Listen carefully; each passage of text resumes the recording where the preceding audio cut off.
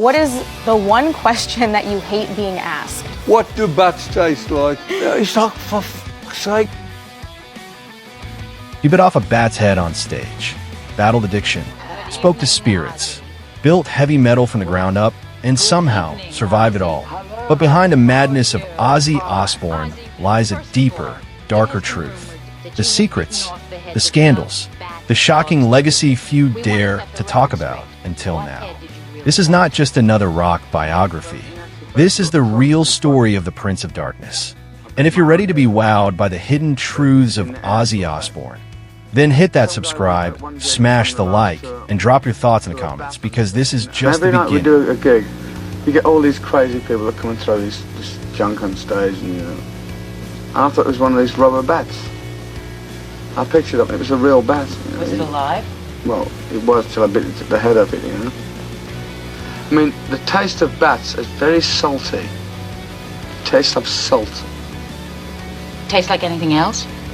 Well, yes, but I can't really say that on the air, can I, really? No.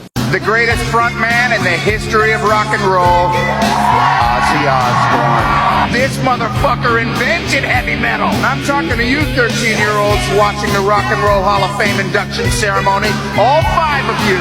Sure, you could go stream Post Malone and Taylor Swift and get all the warm hugs you need for your broken hearts. Or you can stay up all night and get your minds blown by Ozzy's entire catalog for the first time. Ozzy, stop creating incredibly successful, genre-defining, world-changing hits. It's too much success for one lifetime. They call him the Prince of Darkness, the man who bit the head off a bat, the godfather of heavy metal. But Ozzy Osbourne is much more than the wild headlines. From a poverty-stricken childhood in Birmingham to global superstardom with Black Sabbath, his journey has been one long, chaotic, and unforgettable symphony. Today, we unravel the real story, one filled with genius, madness, betrayal, reinvention, and redemption. This is the untold story of Ozzy Osbourne.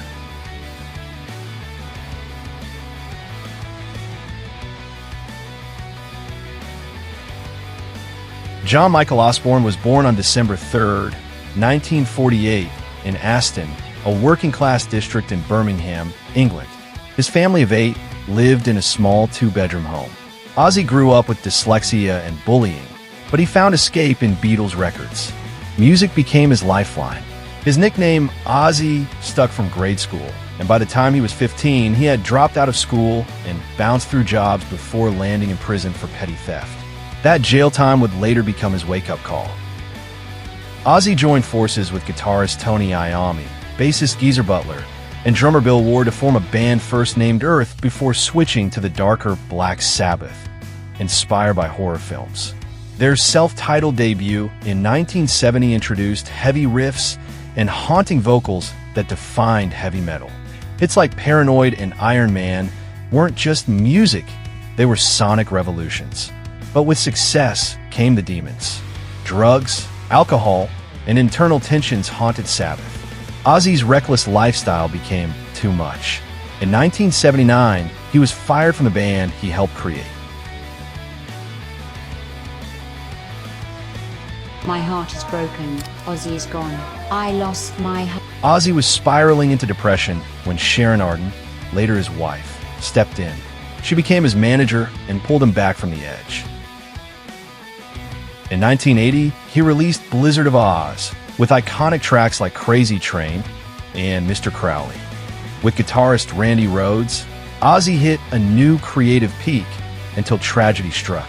In 1982, Rhoads died in a plane crash. Ozzy was devastated. He drank more, spiraled deeper, but he kept performing. Did you know, Ozzy once reportedly snorted ants on tour with Motley Crue? Wild. Definitely. True. He confirms it in his biography. Kids out there think you've got a guitar, you make a hit record, and you make millions of dollars, and you just live happily ever after. As the 80s ended, Ozzy's image shifted. He was both a legend and a punchline. Accused of Satanism and blamed for teen suicides, he went to court, but he won. despite the chaos. Albums like No More Tears kept him relevant. Then came MTV's Golden Age, and in 2002, the Osbournes hit television. It was a cultural phenomenon. We saw Ozzy, the bumbling but lovable dad, stumbling around his mansion with dogs, mumbling curses. It showed another side of the Prince of Darkness. Why is that? Because I didn't want to get a regular job. I couldn't conform to any system. I didn't want to get a job I had several jobs in factories and, different jobs.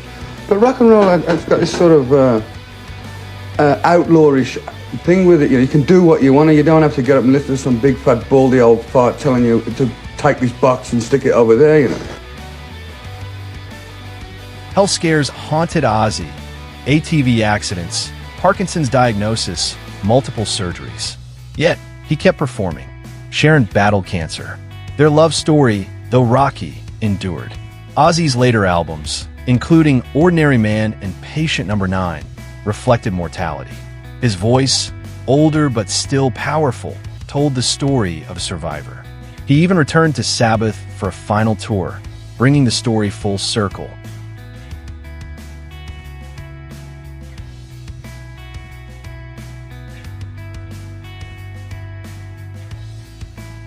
We had fabulous fights. I mean, our fights were famous for a while. There was one time, do you remember when I threw that bottle at you? No, I threw the bottle at you. No, I threw the bottle at you, at the back of your head. I threw the bottle at you. Oh, yeah. Beneath the eyeliner, the bats, and the demonic persona is a man who never stopped battling himself. Ozzy has opened up about mental health, his regrets as a father, and his gratitude toward fans. Secret facts. 1. He attempted to kill Sharon during a blackout, but later credited her for saving his life. 2. He auditioned to be a plumber's apprentice before music took off. 3. He has a phobia of clowns. And 4. The mythos of Ozzy is built on real pain and resilience. That's why fans love him. Not because he's perfect, but because he's real. We just started to laugh. Neither of us knew why we were fighting, because we were so out of it. So we ended up laughing. You take my drugs and my alcohol away, how can I possibly be creative? And I bought into that, and it kept me out there for a lot of times.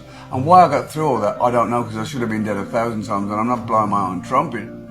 I had to make a decision. There's a darker, more unsettling layer to Ozzy's legacy. One riddled with strange rituals, occult symbolism, and moments that left even his fans disturbed. Ozzy's fascination with the macabre wasn't just for show. Some insiders recall unsettling backstage behavior, references to demonic visions, and his open obsession with Aleister Crowley, one of the most notorious occultists in history. Stories emerged of seances during tours, unexplained events in recording studios, and the use of occult symbols in his lyrics. Whether publicity stunts or glimpses into something deeper, these chilling tales added to his Don't mystique. buy into the bullshit that dope makes you more creative, because it does not. I mean, I ain't dead, but I'm damaged goods. But you know what? If I can do it, anybody can do it. Anybody can do it. And you know what? It's better. I'm not just blowing my own trumpet. Today, it's better. I don't know what's going to happen tomorrow. I know I didn't get loaded yesterday. But today, it's great. It's great to be alive.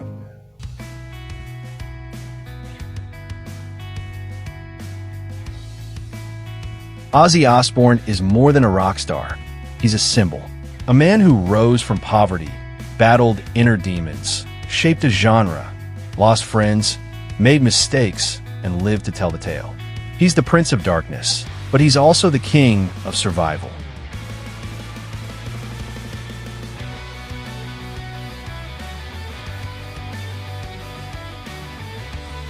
If you've ever screamed to Crazy Train or cried to Mama, I'm Coming Home, you've been touched by the madness and the magic of Ozzy.